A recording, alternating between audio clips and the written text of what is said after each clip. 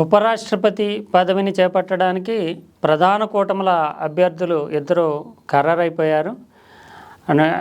Numbers అంటే రాజ్యసభ, లోక్సభలో ఉండేటటువంటి అంకెల ప్రాతిపదికన పక్కన పెడితే రాజకీయ లెక్కలు మాత్రం ఇద్దరు ఎంపికకి సరిగ్గానే కుదిరినట్లుగా చెప్పాల్సి ఉంటుంది.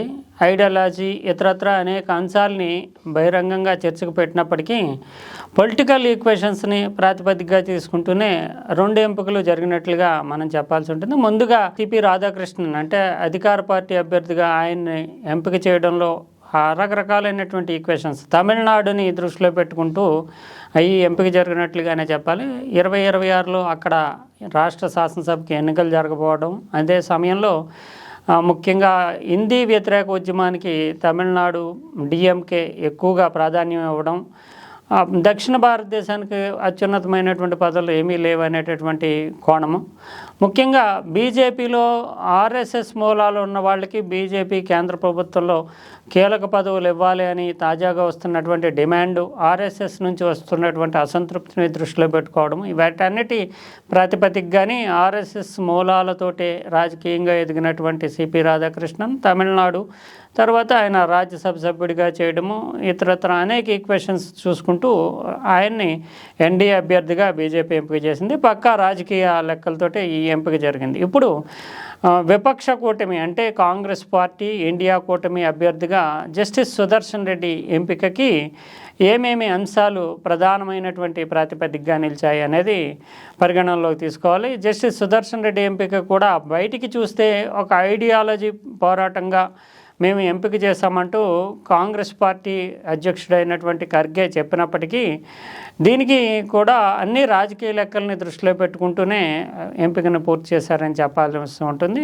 ముఖ్యంగా జస్టిస్ సుదర్శన్ రెడ్డి క్రెడిబిలిటీకి సంబంధించి చూస్తే కనుక ఆయన సమున్నతంగా కనిపిస్తూ ఉంటాడు. ఎందుకంటే ఆయన గతంలో న్యాయమూర్తిగా అంటే 71లోనే న్యాయవాద పట్టా తీసుకున్న ఆయన గతంలో ఉమ్మడి ఆంధ్రప్రదేశ్ హైకోర్టు న్యాయవాదిగా పనిచేశారు. తర్వాత న్యాయమూర్తిగా ఆయన ఎంపిక అయ్యారు. తర్వాత ఇక్కడ ఆంధ్రప్రదేశ్ హైకోర్టులోనే కాకుండా గౌహతి హైకోర్టుకి చీఫ్ జస్టిస్గా చేశారు. తర్వాత సుప్రీంకోర్టులో న్యాయమూర్తిగా 4.5 సంవత్సరాలు పనిచేశారు. తర్వాత గోవా లోకాయుక్త అంటే అప్పుడు మనోహర్ పరికర్ ముఖ్యమంత్రిగా ఉన్నప్పుడు బీజేపీ ఆధ్వర్యంలో ఉన్నప్పటికీ ఆయన్ని ప్రత్యేకించి బీజేపీ వ్యతిరేక భావజాలం ఉన్నప్పటికీ న్యాయమూర్తిగా లోకాయుక్తను ముందుకు నడపాలంటే ఆయన బాగుంటుంది అనేటటువంటి దృష్టితోటి ఆయన్ని ఎంపిక చేసుకోవడం అనేది జరిగింది.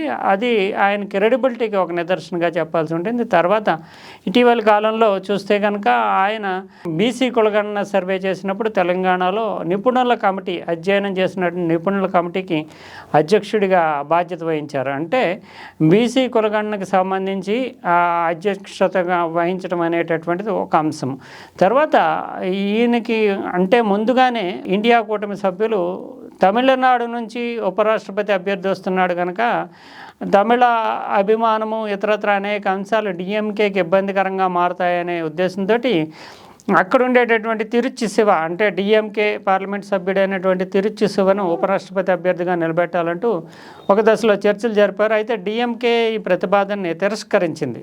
ప్రధానంగా దానికి కారణం ఏంటంటే ఉపరాష్ట్రపతిగా ఎన్డీఏ కూటమి అభ్యర్థి సిపి రాధాకృష్ణన్ ఎంపిక అవ్వడానికి 100% అవకాశం ఉంది.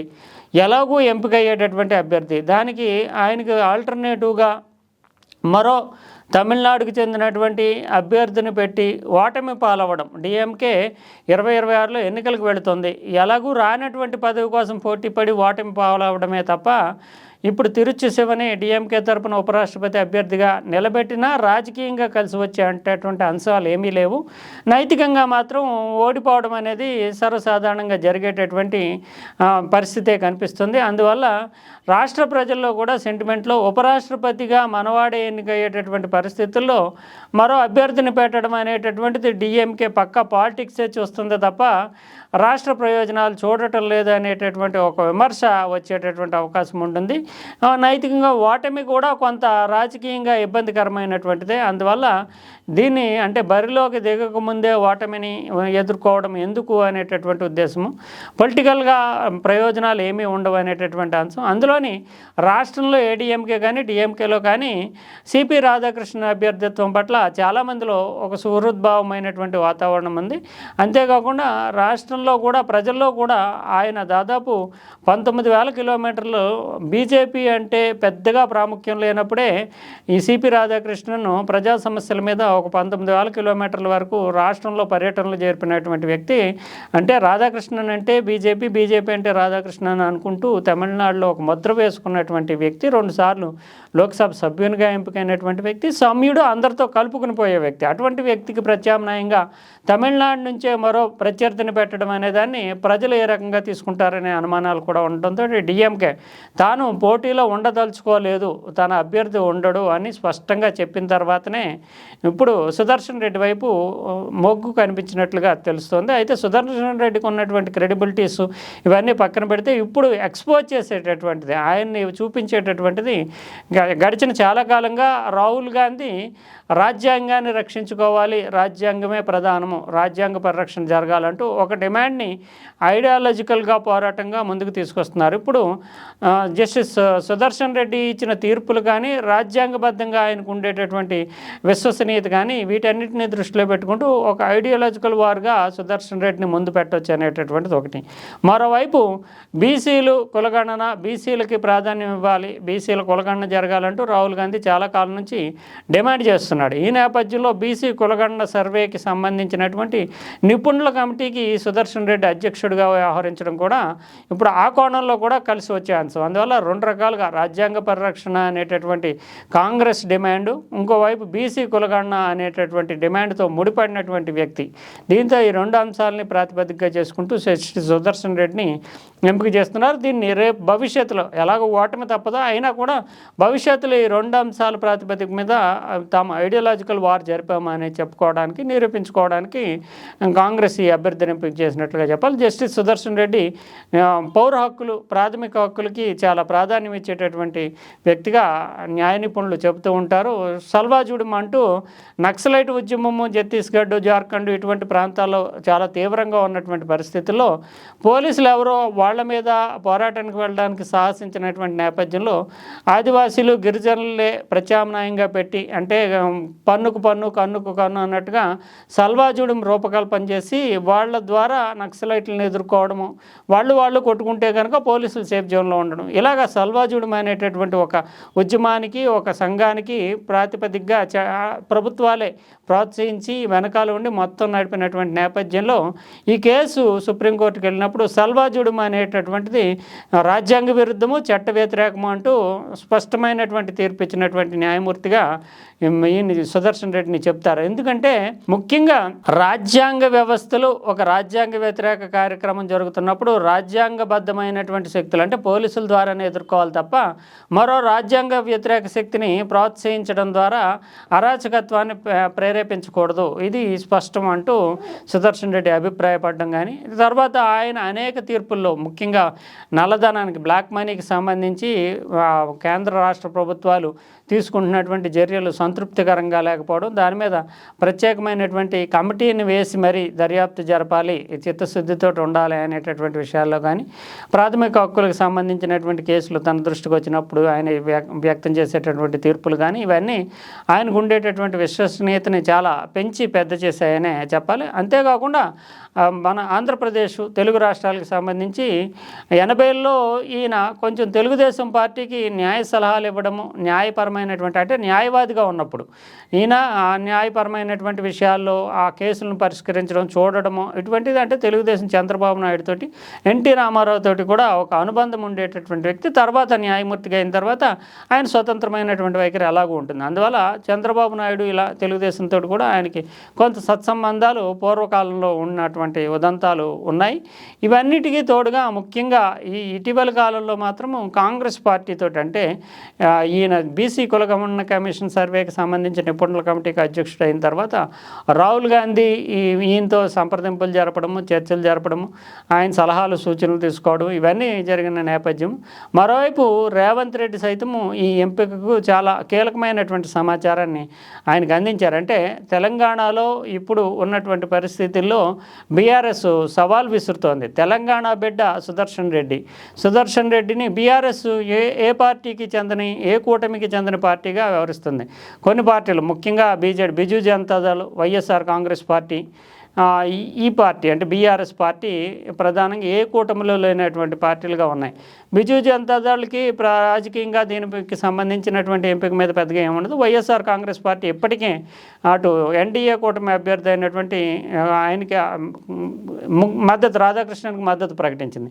ఇంకా బీఆర్ఎస్ని ఎరకాటంలో పెట్టడానికి, రాజకీయంగా ఎరకాటంలో పెట్టడానికి తెలంగాణ బిడ్డ అయినటువంటి సుదర్శన్ రెడ్డిని వాళ్ళు బీఆర్ఎస్ వాళ్ళు సపోర్ట్ చేస్తారా లేదా, లేదంటే ప్రజల్లో రేపొద్దున పెద్ద ఎత్తున ప్రచారం చేయడానికి తెలంగాణ వ్యక్తి అత్యున్నతమైనటువంటి ఉపరాష్ట్రపతి పదవికి పోటీ పడుతున్న ఆయనకి రాజకీయాలకు అతీతమైనటువంటి బ్యాక్గ్రౌండ్ ఉన్నటువంటి వ్యక్తి సుదర్శన్ రెడ్డి, ఆయనకి కూడా ఇవ్వలేదంటే బీఆర్ఎస్ రాజకీయాలను మాత్రమే చూసుకుంటుంది తప్ప తెలంగాణ ఆత్మగౌరవం, తెలంగాణ సమున్నతి అనే దాంట్ని దృష్టిలో పెట్టుకోవట్లేదని రాజకీయ విమర్శలు చేయడానికి రేవంత్ రెడ్డికి, కాంగ్రెస్కి ఒక అవకాశం లభిస్తుంది. అందువల్ల ఆయన ఎంపిక అనేది బీఆర్ఎస్ కూడా కొంత ఇబ్బందికరంగానే ఉంటుంది.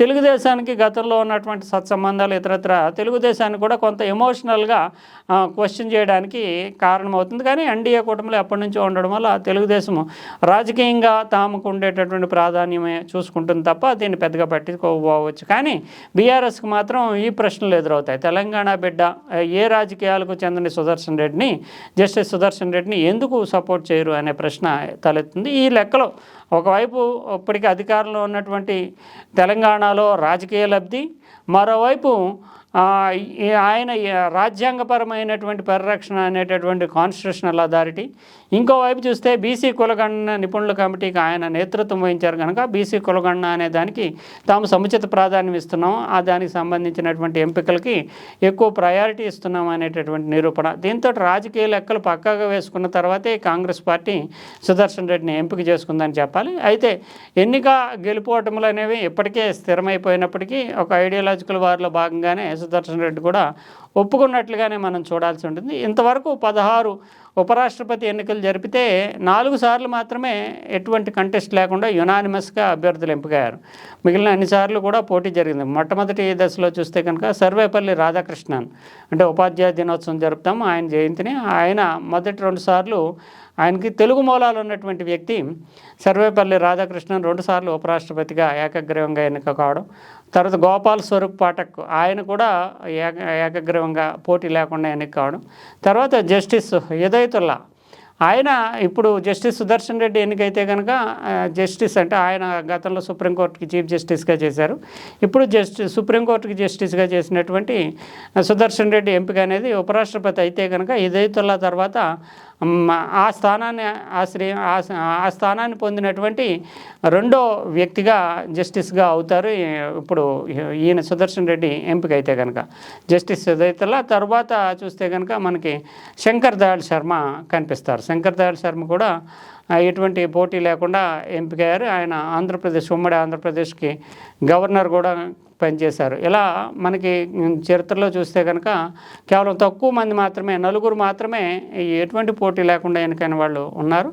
ఇప్పుడు మాత్రం ఈ పోటీ మాత్రం ఖచ్చితంగా బలాబలాల రీత్యా చూస్తే 426 మంది సభ్యులు ఉన్నటువంటి కూటమి ఏదైతే ఉందో 782 మంది సభ్యుల లోక్సభ, రాజ్యసభ సభ్యులు ఇప్పుడు ఉన్నటువంటి సంఖ్య ప్రకారం 782 మంది ఉంటే 392 మంది ఎవరి వైపు మొగ్గు చూపితే వాళ్ళు ఉపరాష్ట్రపతి అవుతారు 2 సభల్లోనూ కలిపి. కానీ 426 వరకు అధికార కూటమైనటువంటి ఎన్డీఏకి సభ్యుల సంఖ్య ఉంది.